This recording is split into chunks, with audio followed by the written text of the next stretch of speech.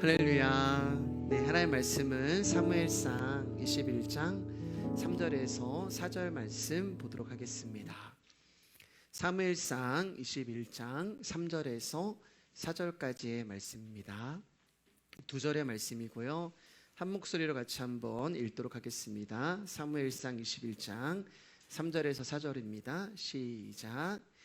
이제 당신의 수중에 무엇이 있나이까? 떡 5덩이나 무엇이나 있는 대로 내 손에 주소서 하니, 제사장이 다윗에게 대답하여 이르되 보통 떡은 내 수중에 없으나 거룩한 떡은 있나니 그 소년들이 여자를 가까이만 하지 아니하였으면 주리라 하는지라. 아멘. 우리 옆 사람하고 인사할까요? 귀하십니다. 귀하십니다. 네, 감사합니다. 오늘은 사무엘상 21장 전체를 나누도록 하겠습니다. 지난 시간에 우리는 사무엘상 20장을 통하여서 요나단의 거짓말에 대하여 말씀을 나누면서 성경이 말하고 있는 거짓말에 대한 새로운 정의를 나누었어요.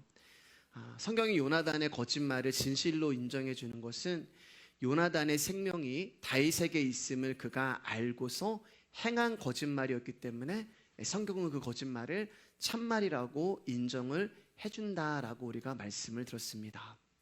즉, 나의 생명이 예수님께 있음을 알고 예수님을 위해 자신의 삶을 드리는 그 모습을 성경은 진실이야, 참이야 라고 인정을 해주는 거예요. 자, 그렇게 사무엘상 20장이 끝나고 이제 사울왕이 자신을 죽이려고 한다는 확실한 의도를 파악한 다윗은 요나단과 눈물의 이별을 한 후에 이제 본격적인 도피 생활을 시작해요. 그리고 다윗이 처음으로 찾아간 곳이 제사장들이 살고 있는 제사장들의 성읍이라고 하는 노비라고 하는 지역으로 이제 다윗이 처음으로 그곳으로 피난처로 삼습니다. 그리고 그곳에서 아히멜렉이라고 하는 이제 제사장을 만나게 돼요. 우리 1절 말씀 제가 한번 읽어드릴게요. 다윗이 노베 가서 제사장 아히멜렉에게 이르니 아히멜렉이 떨며 다윗을 영접하여 그에게 이르되 어찌하여 내가 홀로 있고 함께하는 자가 아무도 없느냐 하니, 아히멜렉은 지금 사울과 다윗과의 그런 관계를 모르죠. 지금 다윗이 어떤 상태인지를 알지 못합니다. 그래서 다윗을 보고 다윗이요, 이제 군대 장관이잖아요. 어찌하여 수행원들은 어디다 두고 혼자 이곳에 왔습니까? 라고 떨며 불안해하면서 지금 물어보고 있는 거예요. 아히멜렉이 이렇게 묻는 이유는 다윗이 혼자 온 것, 평상시에 이제 수행원을 데리고 다니고 부하들을 데리고 다니는데 혼자 온 것, 그리고 초라한 행색이었을 거 아니에요, 여러분. 도망을 쳤으니까. 그 행색으로 나타나자 혹시 나에게 무슨 불길한 이야기를 해주려고 하나? 아니면 나에게 어떤 불이익이 올까 두려워서 떨면서 물어보는 거예요. 그러자 다윗이 사울왕이 나에게 특별한 명령을 내렸기 때문에 내가 할 일을 아무에게도 알리지 말라고 하셨소. 그래서 내가 내 부하들을 멀리에다 두고 나 혼자 당신에게 볼 일이 있어서 왔습니다 라고 거짓말을 하면서 아히멜렉의 의심을 품게 됩니다. 지난주도 거짓말이 나오고 요나단이 했던 거짓말이 나오고 오늘도 다윗의 거짓말이 등장을 해요. 지금 다윗은 있지도 않은 사건을 꾸며서 아히멜렉을 속이고 있습니다. 그런데 지난주와 마찬가지로 지난주에 요나단의 거짓말에 대해서 하나님이 언급을 안 하셨잖아요. 진실이라고 이렇게 인정까지 하셨잖아요. 마찬가지로 오늘도 다윗이 아히멜렉을 속이고 있는데 그 거짓말에 대하여 하나님이 어떠한 언급도 하지 않아요.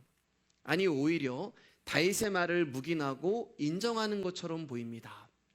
지난주에도 나눴지만 짧게 이 부분에 대하여 다시 한번 말씀을 드리면, 하나님은 당신의 뜻을 세우시기 위하여서 일하시는 분이지 세상의 도덕과 윤리에 대하여 관여하시는 분이 아니에요. 관심이 없으신 분이에요. 왜냐하면은 윤리와 도덕이라고 하는 것은 사람과 사람 사이의 약속이지 하나님과의 언약이 아니기 때문에 그렇습니다.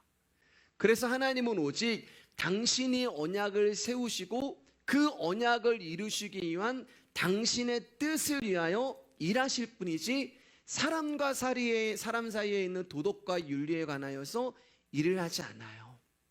그러나 굳이 성도에게 윤리와 도덕을 따지자면은 그 역시 하나님에 관한 것이어야 합니다. 하나님을 사랑하고 하나님 앞에 믿음으로 살아가려고 하고 애쓰고 거짓 없는 삶이 저와 여러분에게 있어서 도덕과 윤리가 되어야 하는 거예요. 하나님의 뜻은 다윗을 통하여서 메시아를 우리 가운데 보내주시는 거예요. 그렇기 때문에 다윗은 예수 그리스도의 예표가 되는 거예요. 여러분 요거 좀 기억 좀 해주시고 오늘 말씀 들어주셔야 합니다. 다윗이 지금 예수 그리스도의 모형으로 등장을 하고 있는 거죠. 그렇기 때문에 다윗은 무슨 짓을 해도 옳아요. 예수 그리스도의 예표이기 때문에 예수님이란 말이에요. 다윗은 어떤 일을 해도 무조건 하나님이 다윗의 편을 들어주세요. 또 누구든 다윗을 해하고자 한다면 그가 왕이고 제사장이라 하여도 여호와의 대적이 되는 거예요.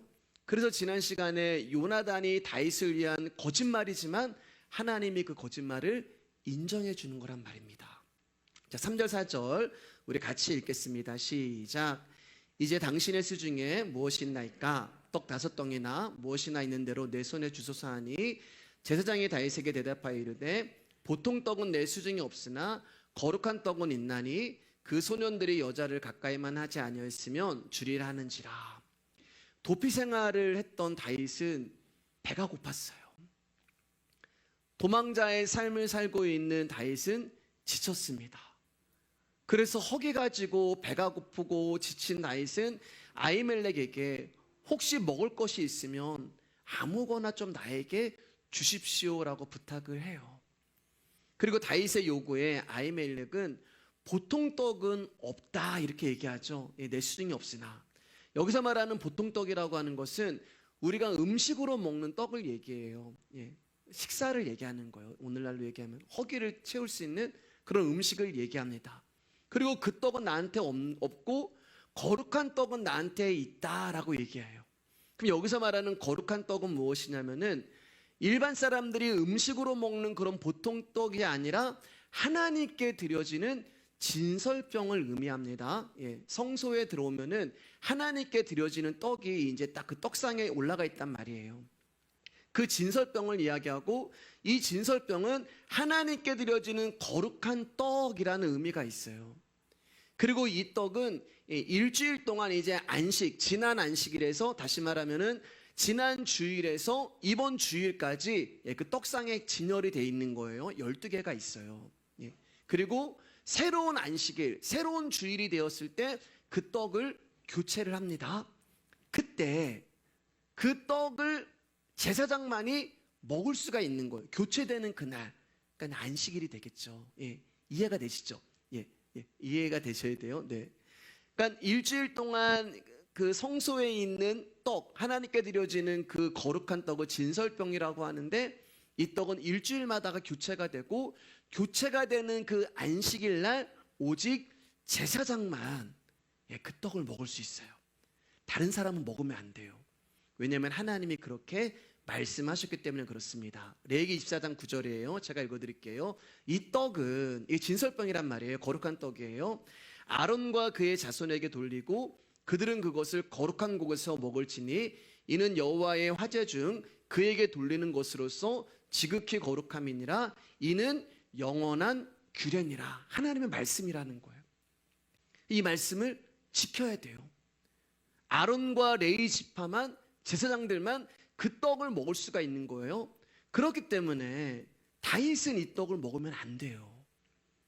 왜냐하면 다윗은 제사장도 아니고 레위 지파도 아니기 때문에 그렇습니다. 분명 하나님이 영원한 규례니라고 하나님이 말씀하셨단 말이에요. 그런데 오늘 본문을 보면 제사장만이 먹을 수 있는 이 떡을 아히멜렉이, 제사장이, 아히멜렉이라고 하는 제사장이 다윗에게 준단 말이에요. 알고 있어요. 다윗이 레위 지파도 아니고 제사장도 아니라는 것을 알고 있죠. 그리고 이 떡을 다윗에게 주면 안 된다는 것을 그 아히멜렉은 알고 있어요. 자, 6절 말씀을 제가 읽어드릴게요. 제사장이 그 거룩한 떡을 주었으니 거기는 진설병 곧 여호와 앞에서 물려낸 떡밖에 없었음이라 이 떡은 더운 떡을 드리는 날에 물려낸 것이더라. 제사장 아히멜렉은 이 진설병을 다윗에게 주면 안 된다는 것을 알고 있었습니다. 그리고 다윗 역시 그 떡을 받아도 안 되고 먹어도 안 된다는 것을 알고 있었어요. 둘 다 알고 있었어요. 둘 다 말씀을 알고 둘 다 율법을 알고 있었어요. 그런데 지금 둘 다 어떻게 지금 행하는 거예요? 둘 다 말씀을 어기고 있는 거예요. 둘 다 율법을 범하고 있는 거예요. 다른 말로 둘 다 지금 말씀을 어기고 죄를 짓고 있는 것입니다. 자, 그러면 분명히 두 명 다 알고 있는 사실인데 왜 제사장은 다윗에게 주면 안 되는 그 거룩한 떡을 줬고 다윗은 왜 그 받으면 안 되는 거룩한 떡을 받아서 먹었을까요? 여기에 대한 답을 우리가 마태복음으로 가서 한번 들어보도록 하겠습니다. 마태복음 12장 1절 2절 그때에 예수께서 안식일에 밀밭 사이로 가실새 제자들이 시장하여 이삭을 잘라 먹으니 바리새인들이 보고 예수께 말하되 보시오 당신의 제자들이 안식일에 하지 못할 일을 하나이다. 이제 예수님의 제자들이 밀밭을 지나가면서 이렇게 밀밭을 훑은 거죠. 배가 고파서. 그러자 그것을 보고 바리새인들이 발끈해서 율법으로 예수님을 공격을 해요. 그런데 여러분 신명기 23장 말씀을 보면은 하나님이 뭐라고 우리 가운데 자비와 은혜를 베풀어 주셨냐면 내 이웃의 곡식밭에 들어갈 때 낫으로는 안 되지만 손으로는 그 이삭을 따도 된다고 말씀하셨어요. 배고픈 자들을 위해서 이삭을 남겨놓으라고도 말씀하지. 우리가 룻게 말씀을 봤지만 이게 하나님이 우리를 향한 배려와 자비예요. 가난한 사람들, 불쌍한 사람들, 없는 사람들을 향해서. 그럼 지금 바리새인들이 문제가 될 것이 없는 이 행동을 왜 들어서 예수님한테 공격을 하는 것일까? 그 문제가 뭐냐면은 안식일에 나오잖아요. 제자들이 남의 밀밭의 그 밀을 이렇게 훑어먹은 날이 언제예요? 안식일이 되는 거예요. 안식일에 일을 하면 안 되거든요. 근데 그 일을 한 거예요. 훑어먹은 일을. 그래서 이 바리새인들이 옳았구나 하면서 예수님께 당신의 제자들이 거룩한 안식일을 범했다고 예수님께 공격을 하고 있는 것입니다. 그때 예수님이 이제 바리새인들 가운데 답을 하시는데 그 답의 두 가지 답 중에 한 가지가 오늘 본문이란 말이에요. 우리 3절에서 5절 말씀 같이 읽어보겠습니다. 시작. 예수께서 이르시되 다윗이 자기와 함께 그 함께한 자들이 시장할 때에 한 일을 잃지 못하였느냐? 그가 하나님의 전에 들어가서 제사장 외에는 자기나 그 함께한 자들이 먹어서는 안 되는 진설병을 먹지 아니하였느냐? 또 안식일에 제사장들이 성전 안에서 안식을 범하여도 죄가 없음을 너희가 율법에서 읽지 못하였느냐? 지금 예수님이 이제 성경에 기록된 두 가지 사건을 예를 들어서 답을 하시는데 그 중에 하나가 우리가 보고 있는 진설병 사건이 되는 거예요. 제사장만이 먹을 수 있는 거룩한 떡을 다윗과 그 일행이 제사장도 아닌데 레위지파도 아닌데 그 떡을 먹었다. 거기에 대해서 얘기하시고 또 하나는 안식일에 제사장이 진설병을 교체하는 일을 하거나 희생제물을 바치는 일, 그것도 일이란 말이에요. 안식일이 일을 한단 말입니다. 근데 그것에 대해서 왜 하나님이 가만히 계시냐? 그 이야기를 하는 거예요. 그러니까 무슨 말이냐면 아히멜렉은 다윗에게 주면 안 되는 떡을 줬고 다윗은 떡을 받으면 안 되는 그 떡을 받았어요. 둘 다 그게 잘못이라는 걸 알매도 불구하고 하나님이 그들에게 벌을 내렸느냐? 그 얘기하시는 거예요. 아무 일도 일어나지 않았잖아요. 예. 이제 의문점을 가지셔야 돼요. 왜 죄를 졌는데? 왜 율법을 어겼는데? 아히멜렉과 다윗 가운데 아무 일도 안 일어났지? 이게 첫 번째 예수님의 대답이고 두 번째가 뭐예요? 그리고 제사장들이 안식일날 그렇게 일을 하는데 안식일날 일하는 거잖아. 그런데 왜 그들이 역시 벌을 받지 않느냐? 이렇게 이제 예수님이 답을 하세요. 자, 그러면 이제 이 의문에 대하여서 우리가 이제 두 가지 답으로 여러분과 한번 나눠보도록 하겠습니다. 첫 번째 답이에요. 왜 율법을 범하고 안식일을 범했음에도 불구하고 하나님으로부터 벌을 받지 않았는가? 첫 번째 답입니다. 마태복음 12장 7절입니다. 크게 읽어주실까요? 시작. 나는 자비를 원하고 제사를 원하지 아니하노라 하신 뜻을 너희가 알았더라면 무죄한 자를 정죄하지 아니하였으리라. 나는 자비를 원하고, 여기서 말하는 나는 예수님이에요. 예. 그런데 좀 더 솔직하게 얘기하면은 안식이에요. 안식. 나는 안식이 지금 말하는 거예요. 안식이요. 안식은 자비를 원하고 제사를 원하지 않는다. 예. 이 말은 뭐냐면은 제가 잘못 말했네요. 안식이 원하시는 것이 자비와 긍휼이라는 거예요. 저희 아이들이 이제 아르바이트를 이제 하고 있어요. 예.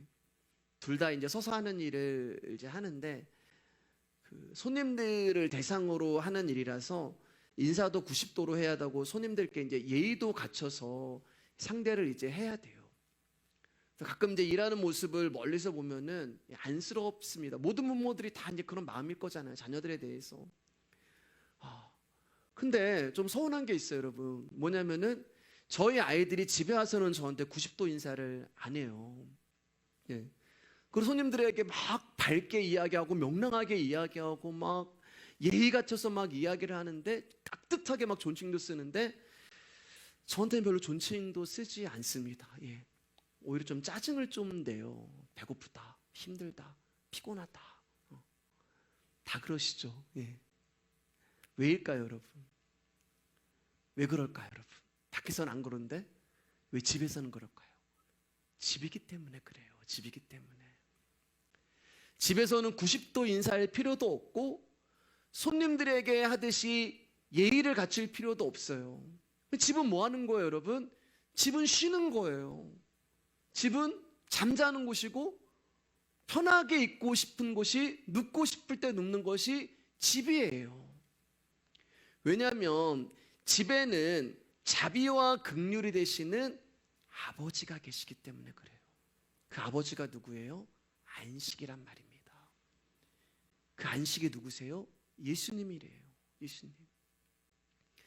여러분, 예수님은 친정 아버지 같은 분이에요. 여러분, 시댁 갔을 때랑 친정 갔을 때랑 다르잖아요. 친정 갔을 때는 내가 막 대자로 누워 있어도 뭐라고 할 사람이 없잖아요. 그래서 친정 아버지이신 예수님이 당신의 자녀들에게 나는 너희들 가운데 자비와 긍휼을 원해.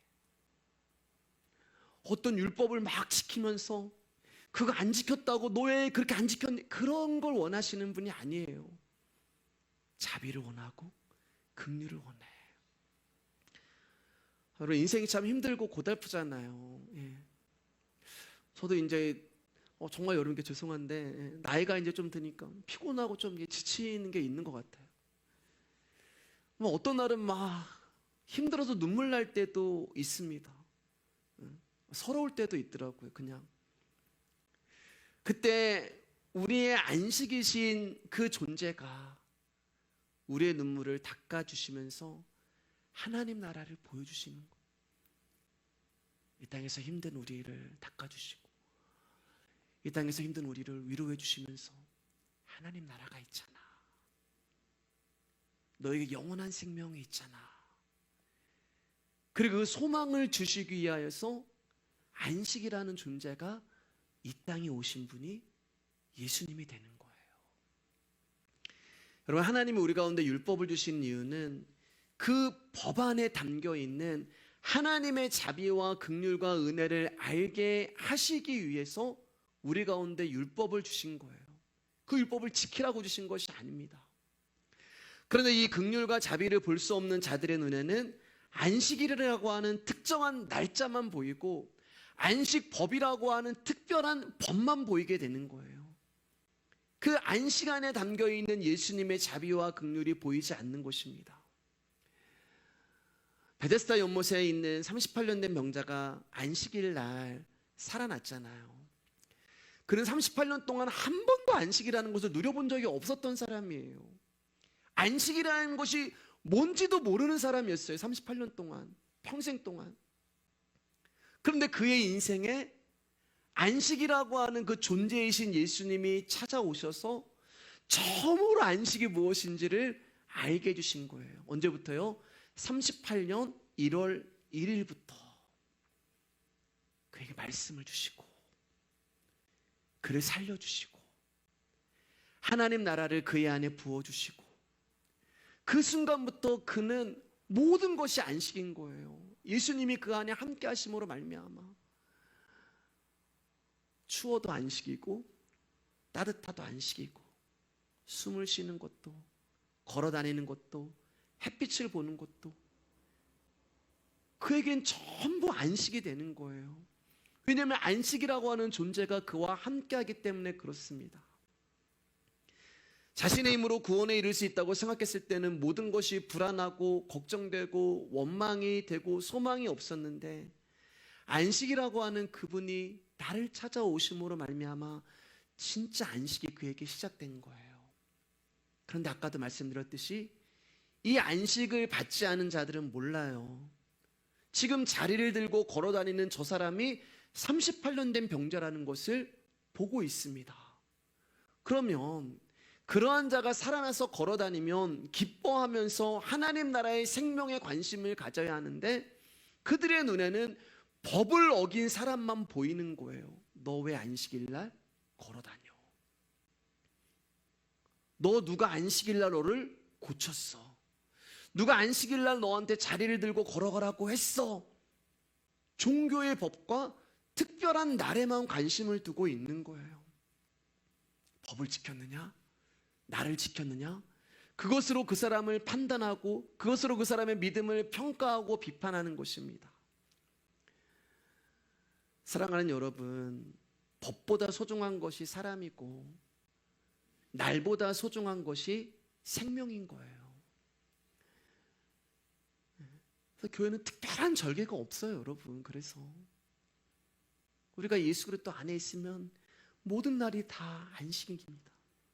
이 자비와 긍휼이 진설병 안에 담겨 있는 거예요. 진설병은 떡상에 아까 12개가 올라가 있다고 얘기했잖아요. 그 12개는 12지파를 의미합니다. 곧 이스라엘을 의미해요. 근데 그 떡이 중요한 게 아니에요, 여러분. 그 떡을 무언가가 비춰주고 있었는데 그게 등불이 돼요. 그러니까 등불이 떡을 비춰주고 있는 거예요. 그 빛. 이스라엘이라고 한 나라는 여러분 하나님의 통치를 거역했잖아요. 우리 하나님 필요 없어요. 우리도 사람 왕을 주세요. 그게 사울이잖아요. 하나님을 버려버린 그런 민족이 이스라엘이에요. 그런데도 하나님은 여전히 당신의 긍휼과 자비로 그들 가운데 안식이라는 빛을 비춰주고 있는 거예요. 다시 말해 심판을 받아 마땅한 자들임에도 불구하고 그 진설병이 존재할 수 있는 이유는 하나님의 자비와 긍휼의 빛이 이스라엘을 비추고 계시기 때문에 그렇습니다. 그 하나님의 자비하심과 긍휼하심의 은혜가 그 떡 안에 숨겨져 있는 거예요. 자, 그러면 누가 이 떡을 먹어야겠어요? 당연히 하나님의 긍휼이 필요한 사람이 먹어야겠죠. 당연히 하나님의 자비가 필요한 사람이 먹어야겠죠. 당연히 하나님의 은혜가 필요한 사람이 먹어야겠죠. 그 사람이 다윗이었던 거예요. 왜냐하면 지금 아히멜렉과 다윗 중에 누가 불쌍한 사람이에요? 다윗이잖아요. 배고프잖아요. 허기지잖아요. 지치잖아요. 도망치고 있잖아요.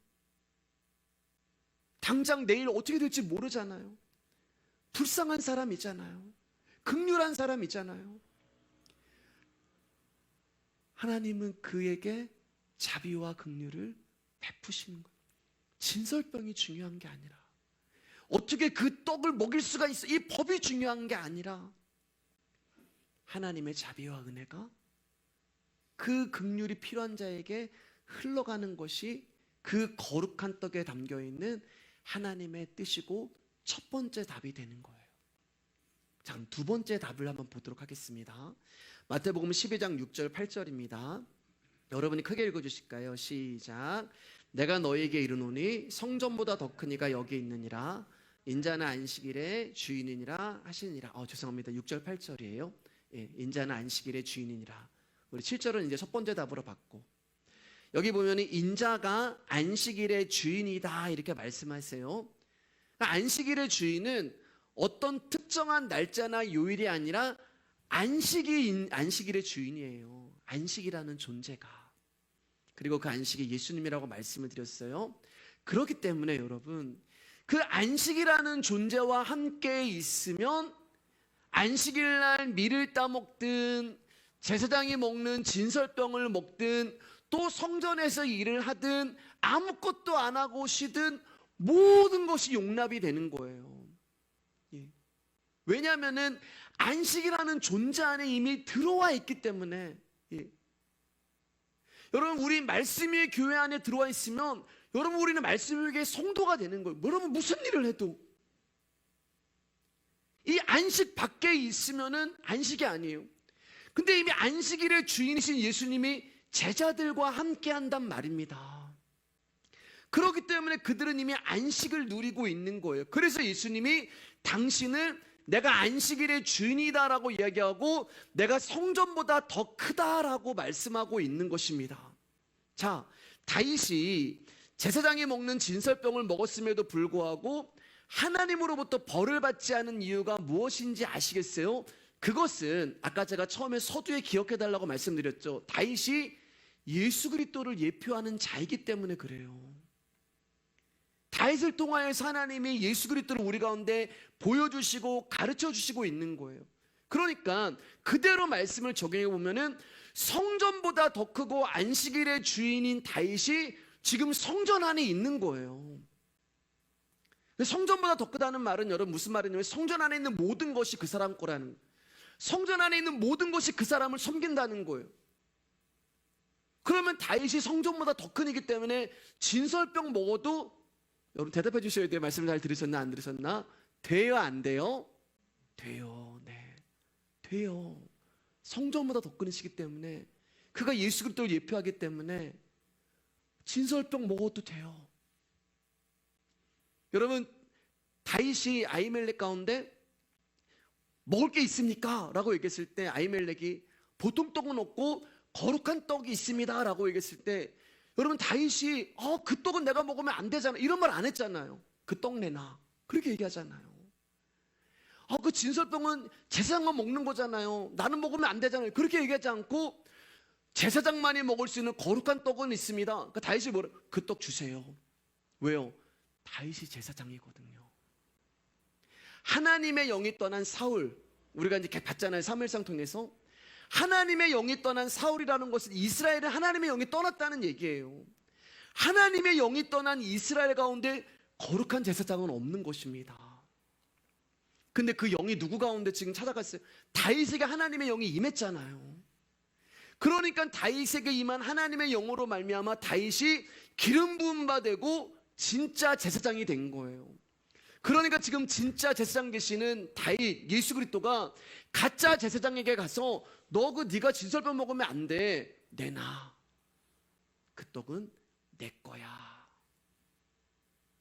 그 이유가 되는 거예요.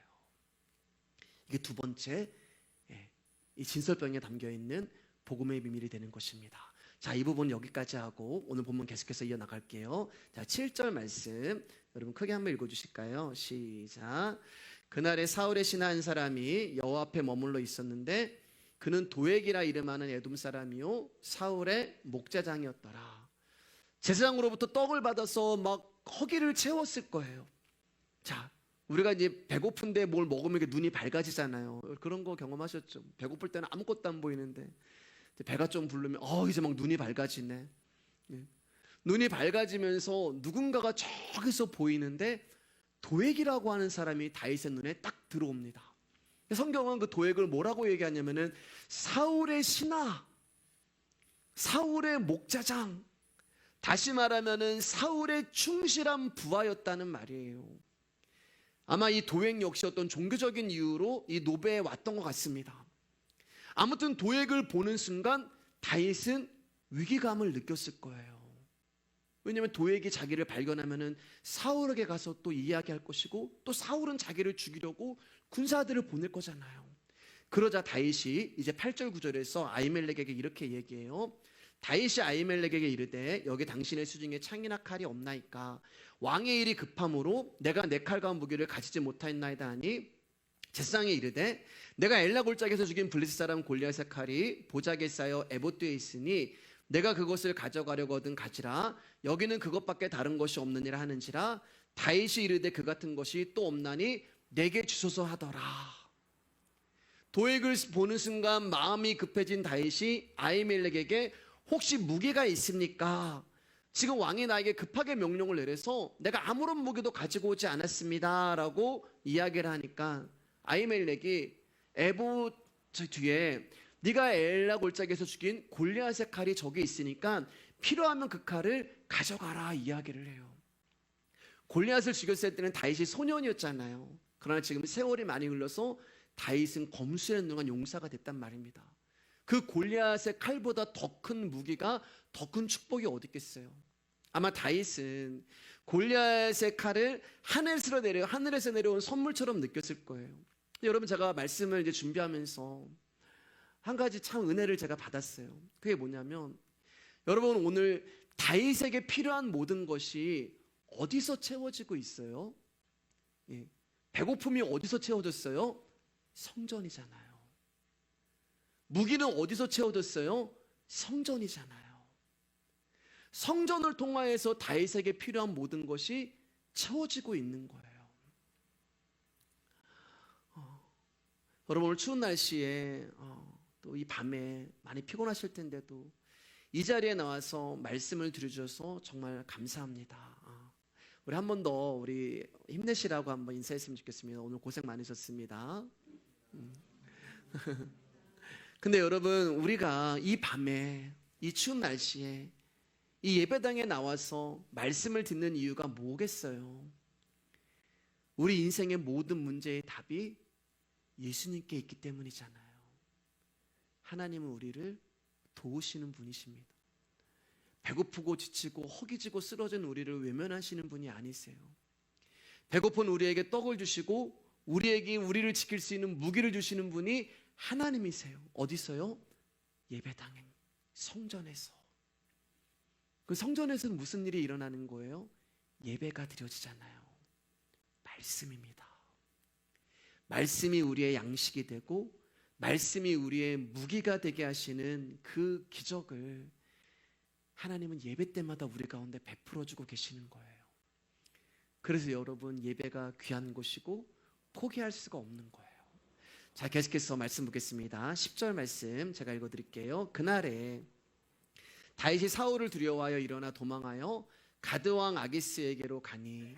자, 이제 도에게 눈을 피하여서 놉을 떠난 다윗이 이번에는 어디로 도망을 가냐면 가드로 도망을 가요. 가드로. 가드왕 아기스에게 가니. 여기 가드는 어디냐면 블레셋 땅이에요. 그러니까 이스라엘의 원수의 땅으로 지금 다윗이 도망을 친 거예요. 얼마나 급했으면.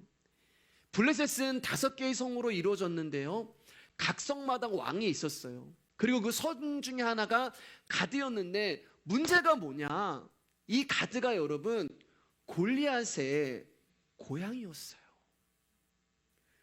그러니까 다윗은 이스라엘의 대적의 땅, 또 그것도 자신이 죽인 골리앗의 고향, 골리앗이 살던 곳으로 도망을 쳤어요.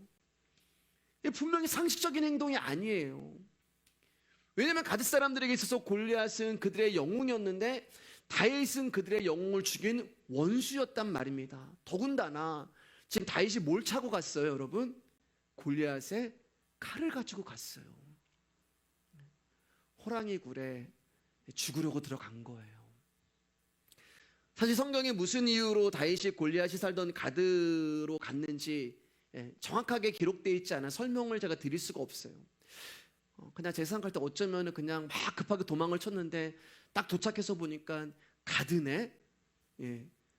뭐 그랬을 수도 있어요. 중요한 것은 가드로 간 것이 중요한 것이 아니라 가드로 이끄신 하나님의 뜻이 무엇인가를 발견하는 것. 다시 말해 다윗을 블레셋으로 몰아넣어서 무언가를 다윗에게 알려주시기 위하여 그를 이것으로 인도하셨다는 것이 중요한 것입니다. 11절 12절입니다.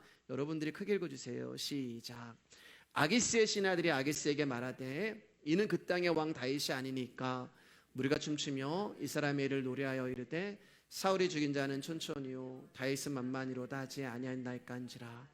다윗이 이 말을 그의 마음에 두고 가드왕 아게스를 심히 두려워하여. 누군가 이스라엘에서 망명했다고 하니까 사람들이 이 다윗을 아게스 왕으로 인도한 것 같아요. 근데 신하들이 다윗을 알아보는 거예요. 한바탕 소동이 난리가 나기 시작합니다.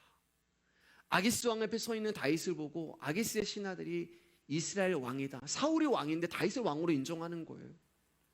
그리고 얼마나 그 노래가 정말 유행이 됐냐면은 블레셋 사람들도 이 노래를 다 알고 있었어요.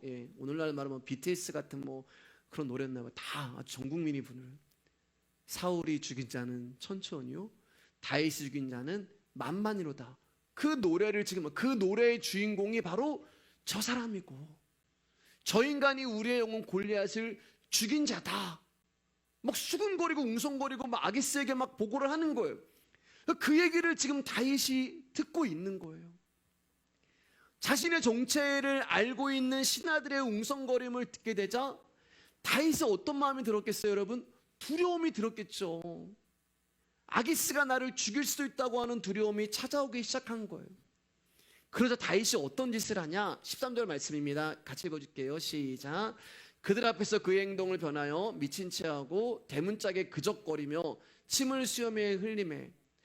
그 죽음의 위기감에서, 그 죽음의 위기감 속에서 다윗이 할 수 있었던 최선의 방법은 수염에 침을 질질 흘리고 벽에 가서 막 등을 막 긁고 미친 척 하는 거였어요. 그게 다윗이 할 수 있는 최선의 방법이었어요. 골리앗을 죽인 용사요 이방 나라의 왕이라고까지 소문이 날 정도로 명성이 장자한 다윗도 죽음이라고 하는 그 위기 앞에서 그가 할 수 있는 것이라곤 스스로 추하고 천한 미치광이가 되는 거였어요.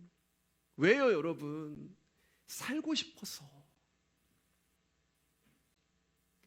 살아야 하기 때문에.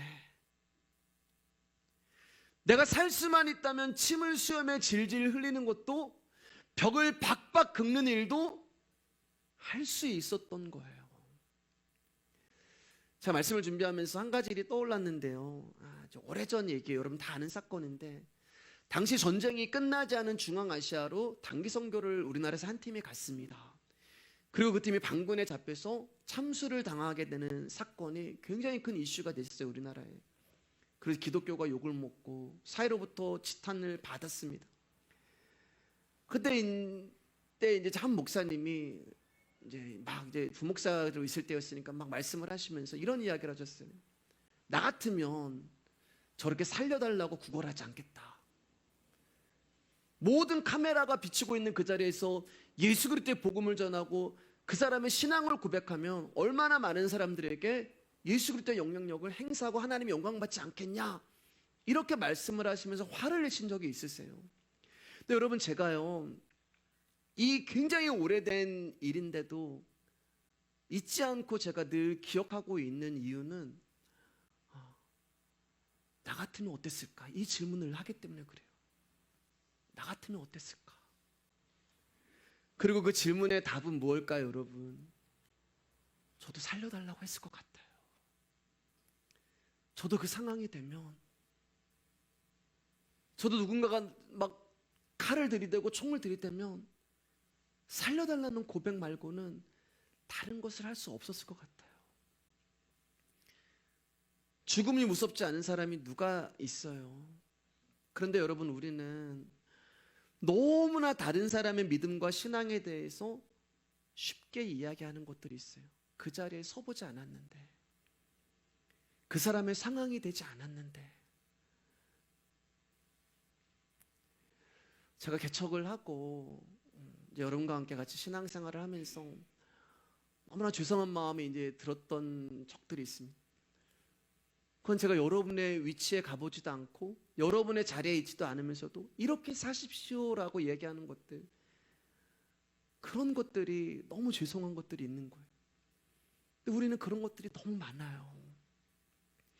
용사 중에 용사요 믿음의 사람인 다윗도 살고 싶어서 추한 모습을 보이잖아요. 우리는 그렇게 연약한 자들이에요. 여러분 지금 다윗의 모습에서 하나님을 의지하고 믿음으로 담대히 행하는 모습이 조금이라도 보이세요? 안 보여요. 오히려 아기스라고 하는 세상의 힘 앞에서 굴복하는 비굴한 약한 자의 모습만 보일 뿐입니다. 근데 우리가 전부 이런 자들이라는 거예요. 그렇기 때문에 우리는 나의 신앙도 자랑할 수가 없고 나의 믿음도 긍정할 수가 없는 거예요. 왜냐하면 오늘은 내가 믿음이 있는 것 같지만 우리라고 하는 존재는 바람 한 번 불면은 쓰러지는 자들이잖아요. 여러분 죽음 앞에 무슨 자존심이 소용이 있으세요? 살아나시길 주님의 이름으로 축복합니다. 버티시기를 바랍니다. 연약하고 죄의 때로는 내가 무방비 상태가 되고 미친 사람처럼 살아갈 수밖에 없는 그런 변명할 수밖에 없는 환경이 된다 하더라도 여러분 살아남으세요. 가늘고 길게. 그러면서 그 가늘고 길게 살아가시면서 결국에는 그 연약한 다윗이라는 존재를 하나님의 마음에 합한 자로 만들어 버리시는 그 하나님의 은혜의 영광을 여러분 마지막에는 맛보시는 여러분들 되기를 주님의 이름으로 축복합니다. 이제 14절 15절 보면서 말씀을 정리하도록 하겠습니다. 14절 15절입니다. 같이 읽겠습니다. 시작. 아기스가 그의 신하에게 이르되 너희도 보거니와 이 사람의 미치광이로다. 어찌하여 그를 내게로 데려왔느냐? 내게 미치광이가 부족하여서 너희가 이 자를 데려다가 내 앞에서 미친 짓을 하게 하느냐? 이 자가 어찌 내 집에 들어오겠느냐 하니라. 미치광이로 변한 다윗을 보면서 아기스는 다윗을 무시하기 시작합니다. 자기 눈앞에서는 골리앗을 죽인 용사가 아니에요. 아무짝에도 쓸모없는 미치광이일 뿐이었어요. 옆에 오는 것도 싫은 그런 존재였어요. 화를 냅니다. 신하들에게. 미치광이가 없어가지고 지금 미치광이를 데려왔냐 막 역정을 내고 화를 내고 다윗을 내쫓아 버리라고 얘기해요. 다윗이 쫓겨나요. 여기까지가 이제 사무엘상 21장 마지막까지의 내용이에요. 그리고 우리가 이제 다음 주에 보겠지만 다윗이 이제 어디로도 도망을 치냐면은 아둘람 굴로 도망을 가요. 그때 여러분 그 동굴에서 다윗이 노래를 하나 져요. 어떤 노래를 졌냐면은 오늘 이 아기스 왕 앞에서 미치광이로 서 있었던 자신의 모습을 다윗이 노래하기 시작합니다. 그게 시편 34편인데요. 다 읽지는 않고 여기 제목을 보면은 혹시 있나요? 시편 34편? 여기 이제 제목에 뭐라고 써 있냐면은 다윗이 아비멜렉 앞에서 미친 채 하다가 쫓겨난 지은 시 이렇게 써 있어요. 제목이 이제 없는데 여러분 가서 보면 있어요. 아비멜렉은 아기스와 똑같은 사람이에요. 이름을 다르게 부르는 거예요. 자, 아기스의 신하들이 자신을 쫓아낼 때 여러분 그냥 쫓아냈을까요? 아니에요. 미치광이를 데리고 왔다는 아기스의 역정에 신하들이 화가 나서 어쩌면 다윗의 뺨을 막 때렸을 거예요. 야, 이 미친놈아 막 때렸을 거예요. 다윗 얼굴에 침을 뱉고 발길질을 하고 욕을 하면서 쫓아냈을 거예요. 근데 여러분 다윗은 어떻게 하고 있어야 돼요? 뺨을 때려도 침을 흘리고 있어야 되고 미쳤으니까. 욕을 해도 웃어야 되고 미쳤으니까. 발길질을 당하면 발길질을 당하고 침뱉음을 당하면 침뱉음을 당하고 욕하면 욕을 먹어야 했어요. 왜냐하면 그래야지만 그가 살아남을 수 있기 때문에 그래요. 근데 여러분 그 모습이 예수 그리스도의 모습이라는 거 아세요 여러분? 예수님이 뺨을 맞고 욕을 먹고 발길질을 당하고 채찍에 맞고 창에 찔리고 죽음을 당해도 예수님은 한마디도 하지 않으시고 응전하지도 않으셨어요. 왜요 여러분? 예수님이 그렇게 미친 사람처럼 십자가에 죽어야지만 저와 여러분들이 살아날 수 있기 때문에 그렇습니다. 그래서 시편 34편은 8절 아니고 밑에까지 있는데 이 8절 밑으로는 다 예수님 십자가의 이야기가 있는 거예요. 자, 이제 말씀 조금만 이제 마칠게요. 다윗이 성문을 나왔을 때 여러분 어떤 마음이 들었을까요? 다윗이 성문을 나왔을 때 살았다는 안도감도 있지만 수치스럽고 슬프고 화가 났을 거예요.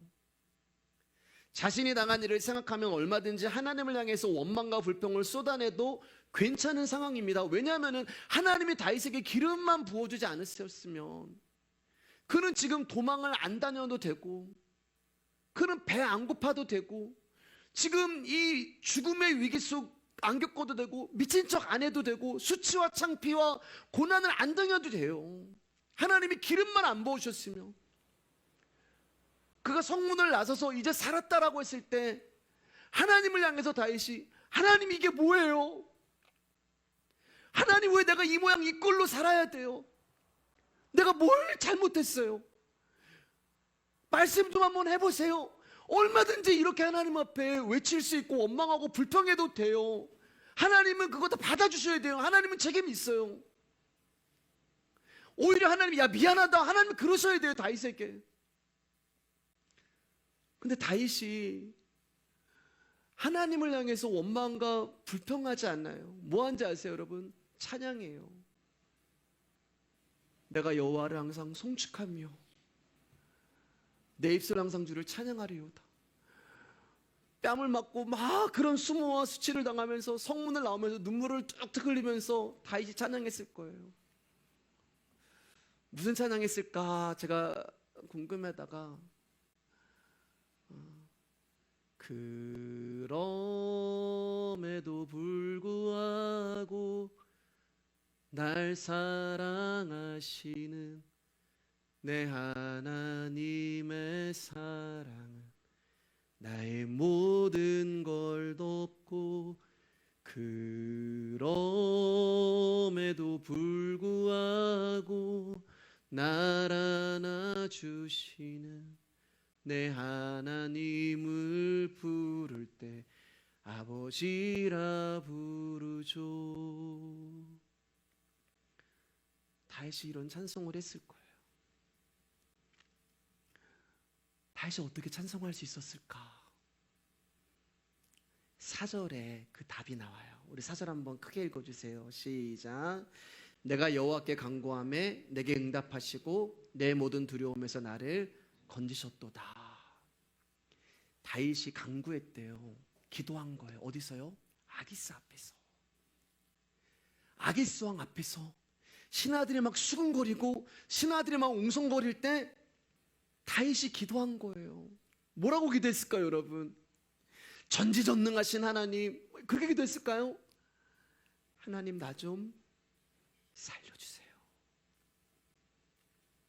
하나님 나 좀 살려주세요.